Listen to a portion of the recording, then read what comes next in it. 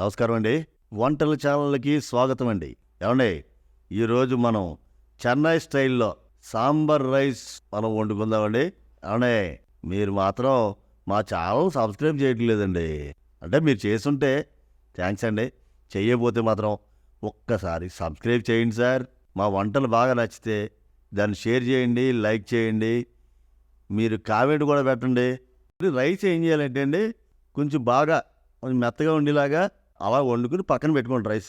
దాంతోపాటుగా ఒక 100-150 గ్రాములు కందిపప్పు తీసుకుని శుభ్రంగా కుక్కర్లో పెట్టి ఎక్కువ విజిల్స్ బాగా మెత్తగా పేస్ట్లా తయారైపోవాలన్నమాట కందిపప్పు.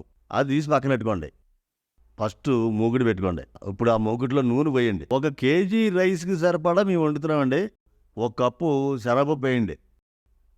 అది ఏగుతుండగా ఇంకో కప్పు మినపప్పు వేయండి. శనగపప్పు మినపప్పు వేగుతున్న సమయంలో ఒక 4-5 స్పూన్లు ధనియాలు వేయండి. బాగా కలపండి.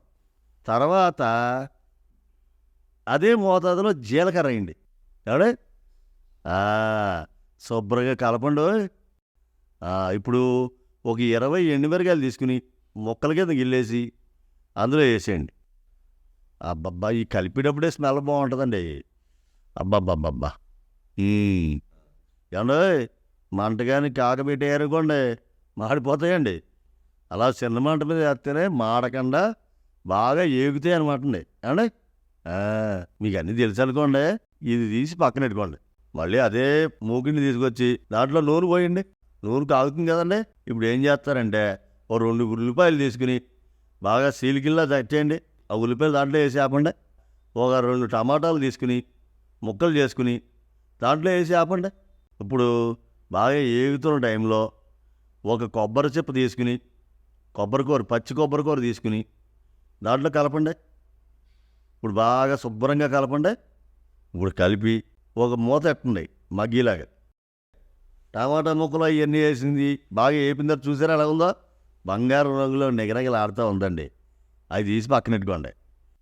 ఇప్పుడు 1 కేజీ సాంబార్ పెట్టి గిన్నెడు తీసుకుని దాంట్లో నూనె పోసి 4-5 పచ్చిమిరకాయలు ముక్కల కింద కోసి అందులో వేయండి. అవి కొంచెం ఏగనివ్వండి.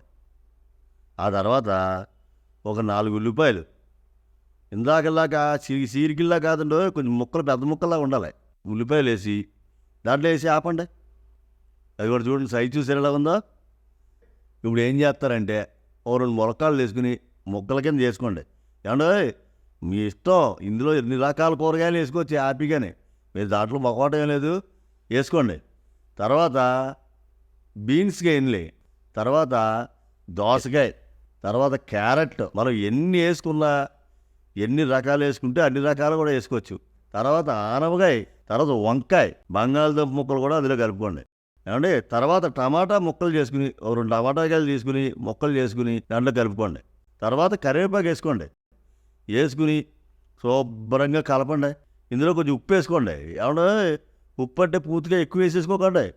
అంటే అవి మగ్గిరాకి ఉపయోగపడి అంత వేసుకోండి అంతే. కొంచెం చూడండి ఎలా మగ్గుతుంది. అదే ఇలా మగ్గుతున్న టైంలో ఇందాక మనం ఉల్లిపాయ పేస్ట్ కింద తయారు చేసుకుందాం అనుకుని చెప్పాం కదండి. ఆ ఉల్లిపాయలు పచ్చిమిరకాయలు ఇవన్నీ పేస్ట్ చేసింది ఆ పేస్ట్ అందులో వేసి కలపండి. శుభ్రంగా ప్రతి ముక్కగా అంటుకుల్లా కలపండి. మళ్ళీ 2 నిమిషాలు మూత పెట్టి ఉంచండి. ఏమండి, అది అనమాట అండి. అది ఇప్పుడు ఇలా కలుపుకుని మిక్సీ చేసిన మిరపకాయలు ఇవన్నీ కలిపి వేసుకున్నది సాంబార్ పొడి కింద చేసుకుందాం కదా, దాన్ని ఇందులో వేసి శుభ్రం కలపండి. అబ్బాబాబా, ఆ రొంగి అంత బాగుందండి బాబా. దానికి ఒక 100-150 గ్రాములు చింతపండుని తీసుకుని శుభ్రంగా పిసిగేసి చింతపండు నీళ్ళ కింద తయారు చేయండి. అది ఇందులో కలిపేయండి. చూడండి ఎలా కలుపుతుందా. ఇప్పుడు చూడండి ఎలా తయారైందో, ఒక కర్రీలో తయారైంది చూడండి. అది ఓ 2 స్పూన్లు పసుపు వేసి మళ్ళీ కలపండి శుభ్రంగా. ఏమంటే భలే ఉంటుందండి. ఆ స్మెల్లే సూపర్ అండి బాబా. అబ్బాబాబాబాబా, మనం ఉడకబెట్టి ఉంచుకున్నాం కదా, ఆ కందిపప్పుని తీసుకొచ్చి సాంబార్ సంబంధించినవన్నీ కలిపాం కదా, దాంట్లో వేసి మళ్ళీ శుభ్రంగా కలపండి. కొన్ని నీళ్ళు వేయండి, కొంచెం పలసగా ఇలా నీళ్ళు వేయండి. ఎందుకంటే రైస్ వేసి దాంట్లో వేసి సాంబార్ అన్నం కదండి మనం వేసుకునేది. కొంచెం లైట్గా నీళ్ళు వేసి శుభ్రంగా కలపండి. దాంట్లో 2 చిన్న చిన్న ముక్కలు, 2 కానీ 3 కానీ బెల్లం ముక్కలు అందులో వేసి కలపండి.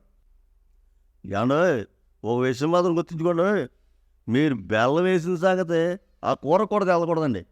అలాగా తక్కువ బెల్లం వేసుకోవాలి, ఎందుకంటే ఎక్కువ బెల్లం వేసామనుకోండి తీపి వచ్చేద్దండి. మీకు రుచికి తగ్గట్టు సాల్ట్ వేసుకోండి. ఈ సాంబార్ అలా మరుగుతూ ఉంటుంది కానండి, ఓ మూకుడు తీసుకుని దాంట్లో కొంచెం నూనె వేసుకుని దాంట్లో జీలకర్ర, ఆవాలు, మెంతులు ఇవన్నీ వేసి బాగా తాలింపు పెట్టండి. ఏమండి ఇప్పుడు ఒక కొంచెం ఇంగు వేసుకోండి. ముఖ్య విషయం ఏంటంటే అండి, కొంతమంది ఇంగు అంటే పడదండి, ఆ స్మెల్కి వస్తే కొంచెం ఇబ్బంది పడతా ఉంటారు. అలాంటి వాళ్ళు ఎల్లుల్లిపాయలు వేసుకోండి, ఎల్లుల్లిపాయ రేఖలు. ఆ తర్వాత కొంచెం కరివేపాకు కూడా వేసుకుని వేయించుకోండి. తర్వాత ఎండుమిరగాయలు వేసుకోండి. ఎండుమిరగాయలు వేసుకుని బాగా తాలింపు పెట్టండి, వేపండి, ఏపి ఇప్పుడు ఆ తాలింపు తీసుకెళ్ళి మనం సాంబార్ కాపుతాం కదా, ఆ సాంబార్లో కలిపేసి శుభ్రంగా కలపండి. ఏమండి ఇప్పుడు దాంట్లో కొత్తిమీర చల్లండి, ముక్కల కింద కట్ చేసి శుభ్రంగా కడగండి. దాంట్లో కూడా మట్టి అది ఉంటుంది, ఎందుకంటే భూమి మీద పండిది కదండి. ఏమండి ఇప్పుడు ఆ రైస్ వేసి శుభ్రంగా కలపండి. ఏమండి కొంచెం పలసగానే ఉంచండి, ఎందుకంటే చల్లారిన తర్వాత గట్టి పడిపోతుందండి. ఏమండి అబ్బా ఇప్పుడు 2 నిమిషాలు ఉంచండి అందులో అలాగా. బాహాహాహా, సాంబార్ రైస్ రెడీ అండి. ఇలాంటి అద్భుతమైన వంటలు మీకు ఎన్నో చెప్పాలని మీరు రెడీగా ఉన్నామండి. మేము ఇంతలా కష్టపడుతున్నాం కనుక మమ్మల్ని మీరు ఎంకరేజ్ చేయడం కోసం మా వంటల ఛానల్ని సబ్స్క్రైబ్ చేయండి సార్. దాంతోపాటు షేర్ చేయండి, లైక్ చేయండి, కామెంట్ పెట్టండి బాగుంటే. ఏం sir? Thank you sir. Next మరో వంటతో మిమ్మల్ని కలుస్తాం. Bye bye sir. హాయ్.